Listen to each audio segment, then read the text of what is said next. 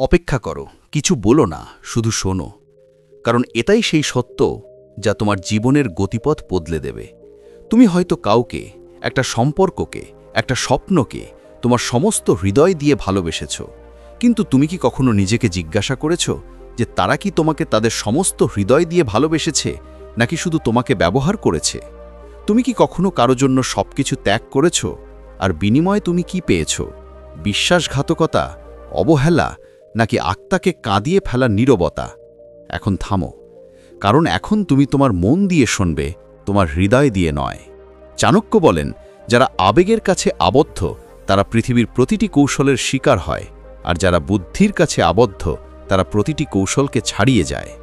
তুমি কি তোমার সমস্ত সমস্যার মূল জানো? তুমি তোমার হৃদয়কে যেখানে থাকা উচিত ছিল সেখানে রাখো।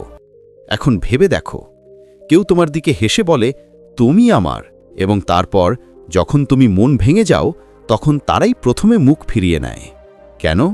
কারণ তারা খেলছিল আর তুমি খেলছিলে। তারা তাদের মনের অনুসরণ করেছিল আর তুমি তাদের হৃদয়ে ডুবে গেছ। এখন সময় এসেছে তোমাদের সাথে চাণক্যের নীতি ভাগ করে নেওয়ার, যা তোমাদের ভেতরের শিশুটিকে নয় বরং তোমাদের ভেতরের সম্রাটকে জাগিয়ে তুলবে। চাণক্য বলেছিলেন, যে কেউ যুদ্ধে আবেগকে জয় করতে দিয়েছে তরবারি না তুলেই হেরে গেছে। তাই যদি তুমি চাও কেউ তোমাকে ভাঙুক না, তাহলে মনে রেখো যে কোনো সম্পর্ক, কোনো প্রতিশ্রুতি হৃদয় দিয়ে পূরণ হবে না, সেগুলো মন দিয়ে ওজন করা হবে। এই ভিডিওতে আমরা একটি রহস্যময় নীতি নিয়ে আলোচনা করব যা তোমাকে সম্পর্কের মূল্যায়ন করতে শেখাবে। তুমি প্রতারকদের হাসির আড়ালে লুকিয়ে থাকা গোপন রহস্যগুলো চিনতে পারবে, এবং সবচেয়ে গুরুত্বপূর্ণ, তুমি তোমার ভাঙা আত্মসম্মানকে মুকুট হিসাবে ফিরিয়ে আনবে। কারণ এটি চাণক্যের নীতি। এটি তোমাকে ঘুম পাড়িয়ে দেওয়ার জন্য কোনো ঘুম পাড়ানি গান নয়। এটি একটি যুদ্ধের ডাক যা তোমাকে ভেতর থেকে নাড়া দেয় এবং বলে, এখনই ওঠো এবং উদ্দেশ্য নিয়ে বাঁচতে শিখো। যদি তুমি এখনই এই ভিডিওটি পরিত্যাগ করো, বিশ্বাস করো, আগামীকাল একই চক্র পুনরাবৃত্তি হবে।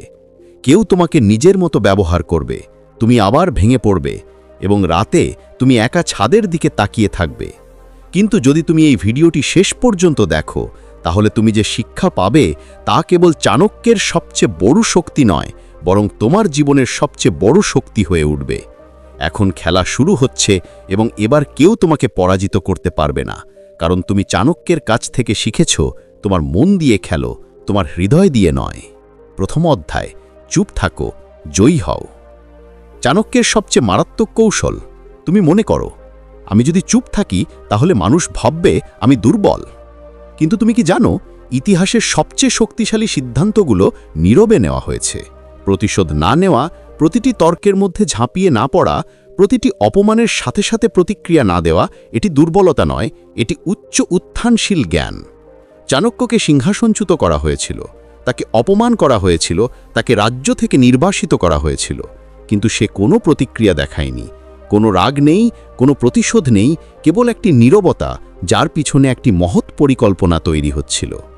এবং তারপর কয়েক বছর পরে সে ফিরে আসে, মগধ রাজ্যকে রূপান্তরিত করে। এখন কল্পনা করো, যদি চাণক্য সেদিন পাল্টা জবাব দিতেন তাহলে তিনি জনতার অংশ হয়ে যেতেন। কিন্তু তিনি নিজের ভেতরে একটা প্রতিক্রিয়া তৈরি করলেন, এবং যখন সময় এলো তখন তিনি এমন জোরে আঘাত করলেন যে শত্রু অদৃশ্য হয়ে গেল। নীরবতা কেন শক্তি? চাণক্য বলেন, মৌনম সর্বার্থ সাধনাম, অর্থাৎ নীরবতা সকল উপায়ের রাজা। যখন আপনি নীরব থাকেন তখন মানুষ আপনার গভীরতা পরিমাপ করতে পারে না। আপনার প্রতিপক্ষ বিভ্রান্ত থাকে, আপনি কি ভাবছেন তা ভাবছে। মহাশয়, আপনি আপনার শক্তি নষ্ট করেন না এবং প্রতিটি কথা বলার আগে চিন্তা করেন না। বক্তা দ্রুত হেরে যায়। এই পৃথিবীতে সবচেয়ে প্রতারিত তারা যারা খোলাখুলিভাবে সব কিছু বলে। আমি এটা পছন্দ করি, কিন্তু আমি এটা ঘৃণা করি।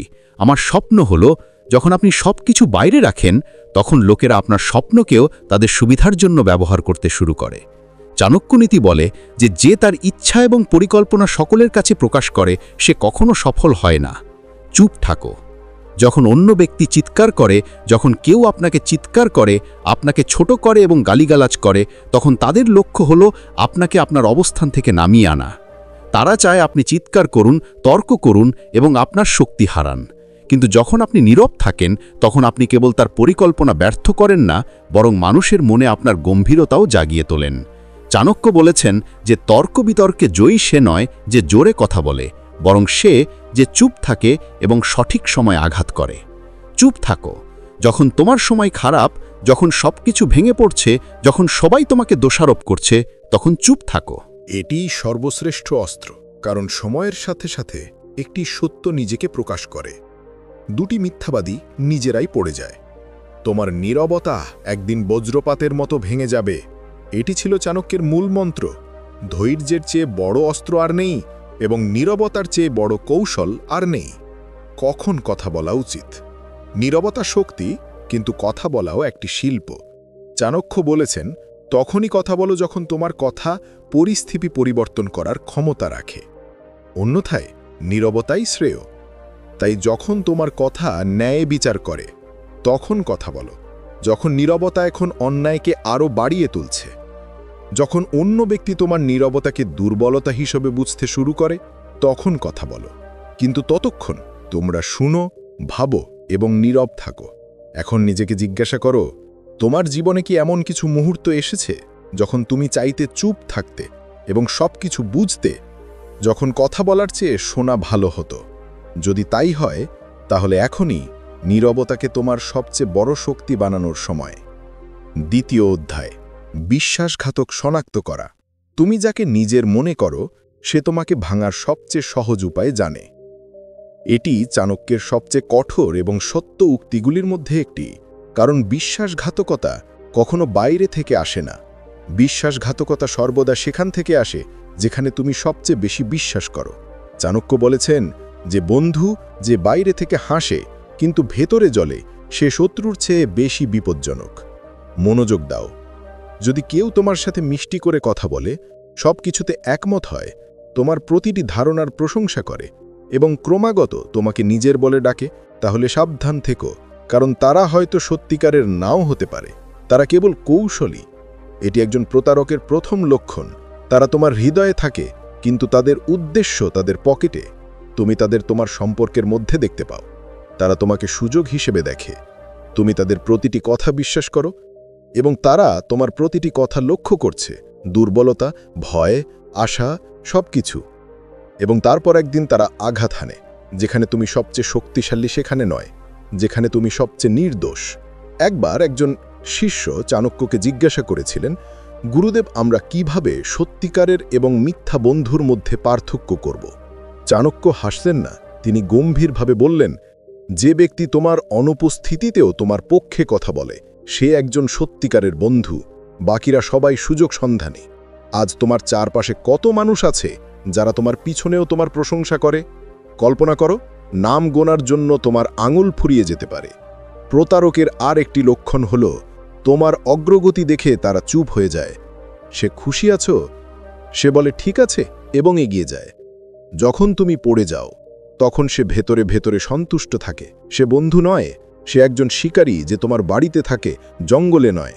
প্রতারকের তৃতীয় লক্ষণ, সে তোমার প্রতিটি গোপন কথা জানতে চায়, কিন্তু সে কিছুই প্রকাশ করে না। সে খুব মিষ্টি হতে পারে, কিন্তু তার মুখের চেয়েও বেশি তোমাকে তার চোখের দিকে তাকাতে হবে, কারণ মুখ মুখোশ পরিবর্তন করতে পারে, কিন্তু চোখ কখনো মিথ্যা বলে না। চাণক্য বলেছিলেন যে সাপ এবং বিশ্বাসঘাতক বন্ধুর মধ্যে অনেক পার্থক্য রয়েছে। একটি সাপ কামড়ায় এবং মারা যায়, কিন্তু একটি বিশ্বাসঘাতক বন্ধু আপনাকে প্রতিদিন ধীরে ধীরে ভেতর থেকে হত্যা করে। এখন ভাবুন, আজ আপনি কার সাথে আছেন? বন্ধুত্ব, আত্মীয়তা বা ভালোবাসার নামে আপনি কি এমন একটি বিষাক্ত সম্পর্কে আটকে আছেন যা আপনাকে প্রতিদিন কামড়াচ্ছে, তবুও আপনি হাসছেন? এখন সময় এসেছে যখন আপনাকে চোখ দিয়ে নয়, মন দিয়ে দেখতে শিখতে হবে। এখন প্রতিটি মুখ মূল্যায়ন করুন, প্রতিটি হাসি ওজন করুন। আপনি যাদেরকে আপনার বলে দাবি করেন, তাদের চোখের পিছনে তাকান, কারণ যতক্ষণ না তুমি প্রতারককে চিনতে পারবে, ততক্ষণ তারা তোমাকে ধ্বংস করেই যাবে। আর যখন তুমি তাকে চিনতে পারবে, তখন একই চাণক্য নীতি প্রযোজ্য হবে। দুষ্টুকে ক্ষমা করা আত্মপ্ররোচিত নীরবতার সমতুল্য। তাই এখনই তোমার প্রথম সিদ্ধান্ত নেওয়ার সময়। তোমার জীবনে সেই মুখটি মনে রেখো যেটি তোমাকে সবচেয়ে বেশি কষ্ট দিয়েছে। এখনই সিদ্ধান্ত নাও, তুমি কি আবার হৃদয় দিয়ে ভাববে, নাকি আজ থেকে তোমার মন দিয়ে হাঁটতে শুরু করবে? তুমি এখন আর ফিরে আসার পথে যাত্রা শুরু করছো না। এখন কেবল একজন প্রতারককে শনাক্ত করার কথা নয়, বরং মুখ পড়ার শিল্প শেখার সময়। যে শিল্প চাণক্যকে অন্যদের থেকে আলাদা করেছিল, যে দৃষ্টিভঙ্গি একজন ব্যক্তির পুরো ভবিষ্যৎ তার মুখ থেকে পড়ে নেয়। তাই এখানে পরবর্তী অধ্যায়ে একটি দৃষ্টিভঙ্গি এত তীক্ষ্ণ যে তুমি প্রতিটি মুখোশ চিনতে পারবে। অধ্যায়: মুখ পড়তে শেখো। চাণক্যের মতো একটি দৃষ্টিভঙ্গি। এক সময় একজন সভাসদ মৌঘদের দরবারে এসেছিলেন, পরিষ্কার পোশাক, মিষ্টি হাসি এবং মাথা নত করে। সবাই ভাবত তিনি একজন অত্যন্ত ভদ্র, দয়ালু এবং সত্যবাদী মানুষ। কিন্তু চাণক্য তার দিকে একবার তাকিয়ে সম্রাটকে বললেন, এই লোকটিকে ক্ষমতা থেকে দূরে রাখুন, কারণ তার হাসিতে কোনো আনুগত্যের প্রমাণ নেই। এটি একটি বিরাট চক্রান্ত লুকিয়ে রাখে। কয়েক মাস পরে একই ব্যক্তি রাজসভা ধ্বংস করার ষড়যন্ত্র করতে গিয়ে ধরা পড়েন। এখন প্রশ্ন হলো, চাণক্য তাকে কিভাবে চিনতে পেরেছিলেন? তার কি কোনো জাদু ছিল? না, তার কাছে তা ছিল মুখ পড়ার শিল্প। চাণক্য বলতেন যে একজন মানুষের মুখ তার মনের প্রতিফলন ঘটায়। তাদের চোখ হলো তাদের অন্তরের গোপন রহস্যের প্রথম জানালা। এখন তুমিও সেই শিল্প শিখতে পারো, আর যদি তা করো তাহলে কেউ তোমাকে প্রতারণা করতে পারবে না। মুখ প্রথম। একজন অভাবী মানুষ পরিকল্পনাকারী। এই ধরনের মানুষ সবসময় বন্ধুত্বপূর্ণ দেখায়। তারা হৃদয় থেকে কথা বলে যেন তারা বন্ধু, কিন্তু মনোযোগ দাও, তাদের কথায় একটা অদ্ভুত তাগিদ থাকে। তারা চায় তুমি দ্রুত তাদের কাছে আসো, কারণ তাদের একটা পরিকল্পনা আছে যাতে তুমি একজন সিঁড়ি হতে পারো। চাণক্য বলতেন যে যারা দ্রুত গলে যায় তারা প্রায়শই তোমাকে দ্রুত ভুলে যায়। মুখ দ্বিতীয়। একজন ভীত ব্যক্তি সর্বদা মাথা নিচু করে কথা বলে। তারা মৃদু হাসে, চোখের স্পর্শ এড়িয়ে। তুমি মনে করো তারা সত্যবাদী, কিন্তু বাস্তবে তারা নিজেদের অপরাধবোধ বা মিথ্যাকে ভয় পায়। চাণক্য নীতি বলে, যার দৃষ্টি স্থির নয় তার মনও স্থির নয়। যদি কেউ বারবার দৃষ্টি এড়িয়ে যায় তাহলে বুঝবে যে সে কিছু লোকাচ্ছে। মুখ তৃতীয়। একজন ব্যক্তি যিনি সব কিছুতে হ্যাঁ বলেন, কিন্তু সব কিছুতে সঠিক। অবশ্যই ভাই, যদি সে তুমি যা বলো তাই বলে, থামো। এটা সম্মান নয়, গভীরভাবে সে তোমার চিন্তাভাবনা বিশ্লেষণ করছে। সে জানতে চায় তুমি কি ভাবছো, যাতে সময় এলে সে তোমার চিন্তাভাবনার বিরুদ্ধে পদক্ষেপ নিতে পারে। চাণক্য বলতেন যে সব কিছুর সঙ্গে একমত হয় সে হয় বোকা, নয়তো একজন মহান পরিকল্পনাকারী। মুখটি নীরব দর্শক। যারা সর্বত্র নীরব থাকে, কেবল শোনে, দেখে এবং কিচ্ছু বলে না। তুমি মনে করো এটা কিছু যায় আসে না, কিন্তু বাস্তবে তারা সব কিছুর রেকর্ড রাখছে। কারণ যখন তুমি হেরে যাও তখন সেই একই লোকেরা বলবে, আমি ইতিমধ্যেই জানতাম। চাণক্য বলতেন যে সব সময় নীরব থাকে সে হয় একজন সাধু, নয়তো সবচেয়ে বড় গুপ্তচর। মুখের বাইরে চালচলন, ভাষা এবং শব্দ আছে। চাণক্য কেবল মুখ পড়তেন না, তিনি কণ্ঠস্বরের বাঁক, একজনের হাঁটার ধরন, একজনের বসার ধরন এবং এমনকি হাতের নড়াচড়াও বুঝতে পারতেন। কেউ যদি বারবার নাক চুলকায়, ঘাড় বাঁকায়, ঠোঁট টেপে অথবা কথা বলার সময় গলা পরিষ্কার করে, তাহলে তারা হয় অস্বস্তিকর, নয়তো মিথ্যা বলে। এখন তুমি ভাবছো এইসব কি সত্যিই শেখা যায়? হ্যাঁ, শেখা যায়। আর এটাই চাণক্য নীতির জাদু। এটা তোমার মনকে এতটাই তীক্ষ্ণ করে তোলে যে তুমি সেই ব্যক্তির উদ্দেশ্য বুঝতে শুরু করো, ব্যক্তির উদ্দেশ্য নয়। এখন নিজেকে জিজ্ঞাসা করো, তুমি কি কখনো কারোর চোখের দিকে তাকিয়ে ভেবেছো যে তারা কিছু লোকাচ্ছে? কিন্তু তারপর তোমার হৃদয়ের দ্বারা বাধ্য হয়ে তুমি তাদের বিশ্বাস করেছো। আবার সেই ভুল করো না, কারণ এখন তোমার দৃষ্টিভঙ্গি আছে যা চাণক্যকে মহান করে তোলে। চতুর্থ অধ্যায়: যুদ্ধ ছাড়াই শত্রুকে পরাজিত করো। কল্পনা করো একজন শত্রু যে তোমার বিরুদ্ধে ষড়যন্ত্র করেছে, তোমার বন্ধুদের ধ্বংস করেছে, তোমার ভাবমূর্তি নষ্ট করেছে এবং এখন চূড়ান্ত আঘাতের জন্য প্রস্তুতি নিচ্ছে। তুমি রাগে কাঁপতে থাকো। তুমি ভাবো এখন হয় আমি অথবা তারা। কিন্তু তারপর চাণক্যের কথা তোমার কানে প্রতিধ্বনিত হয়, যে লড়াই করে সে হেরে যেতে পারে, কিন্তু যে লড়াই না করে জিতবে সে প্রকৃত বিজয়ী। তুমি হতবাক, যুদ্ধ না করে কিভাবে জিততে পারো? তাহলে শোনো, যুদ্ধের সবচেয়ে বিপজ্জনক কৌশল হলো সেই কৌশল যেখানে শত্রু জানে না যে সে কখন বা কিভাবে হেরেছে। চাণক্যনীতিতে বলা হয়েছে, তোমার রাগকে তরবারিতে পরিণত করো না, এটাকে কৌশলে পরিণত করো। তোমার অপমানকে প্রতিশোধে পরিণত করো না, এটাকে অফিসারে পরিণত করো। যে ব্যক্তি চিৎকার করে নয়, নীরবতার মাধ্যমে তার শক্তি প্রদর্শন করে, সে যে কোনো সেনাপতির চেয়েও বড় যোদ্ধা। এখন আমি তোমাকে চাণক্যের 3টি গোপন কথা বলতে যাচ্ছি, যার সাহায্যে তুমি একটিও শব্দ উচ্চারণ না করে, একটিও আক্রমণ না করে যে কোনো শত্রুকে পরাজিত করতে পারো। প্রথম গোপন কথা হলো শত্রুর ক্ষুধা বৃদ্ধি করা, কিন্তু তাকে কখনোই খাবার দিও না। যখন কেউ তোমাকে অপমান করার চেষ্টা করে, যখন কেউ তোমার ধ্বংসের পরিকল্পনা করে, তখন প্রথমে তাকে বিজয়ের স্বাদ গ্রহণ করাও। ধীরে ধীরে তাকে বিশ্বাস করাও যে সে সফল হচ্ছে। তাকে অনুভব করাও যে তুমি হেরে যাচ্ছ, তুমি ভেঙে পড়ছো, কারণ এই মুহূর্তটি হবে যখন সে অহংকারে অন্ধ হয়ে যাবে। আর তারপর যখন সে মনে করে যে সে বিজয়ী, তখন তাকে এমন উচ্চতা থেকে ধাক্কা দাও যেখান থেকে পতন সরাসরি ধ্বংসের দিকে নিয়ে যাবে। দ্বিতীয় রহস্য, আক্রমণ কিন্তু সরাসরি নয়। চাণক্য বলেছেন যে শত্রুর শক্তিকা ভয় করা উচিত নয়, বরং তার দুর্বলতা চিহ্নিত করা উচিত। প্রকৃতি শত্রুরই একটি দুর্বলতা থাকে, লোভ, ক্রোধ, মোহ অথবা ভয়। সেই দুর্বলতা খুঁজে বের করে সেখানে আঘাত করো। কোনো শব্দ হবে না, কোনো চিৎকার, কোনো তরবারির আঘাত থাকবে না, কিন্তু শত্রুর আত্মা কাঁপবে। তৃতীয় রহস্য, নীরবতার চেয়ে বড় আক্রমণ আর কিছু নেই। যদি তুমি কারো পদক্ষেপের প্রতি সাড়া না দাও, প্রতিশোধ নিও না, কোনো ব্যাখ্যা দিও না, বরং কেবল তাদের শান্তভাবে পর্যবেক্ষণ করো, তারা আতঙ্কিত হয়। শত্রু সর্বদা পাল্টা আক্রমণ চায়, তারা যুদ্ধ, কোলাহল এবং ক্রোধ চায়। কিন্তু যখন তুমি চুপ থাকো, তখন তুমি তাদের ওপর যন্ত্রণা চাপিয়ে দাও। তারা হেরে যাও, কারণ তুমি তাদের নিজস্ব পরিকল্পনা ভেঙে ফেলেছ। এখন ভেবে দেখো, তুমি কি একই রকম শত্রুর সাথে লড়াই করছো? তোমার জীবনে কি এমন কেউ আছে যে তোমার ভাবমূর্তি নষ্ট করতে চায়, যে তোমার সাফল্য সহ্য করতে পারে না, অথবা যে কোনো মূল্যে তোমার পতন দেখতে চায়?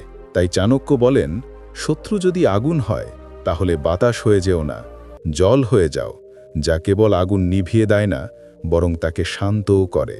এই অধ্যায়ের শেষ কথাটি মনোযোগ সহকারে শুনো।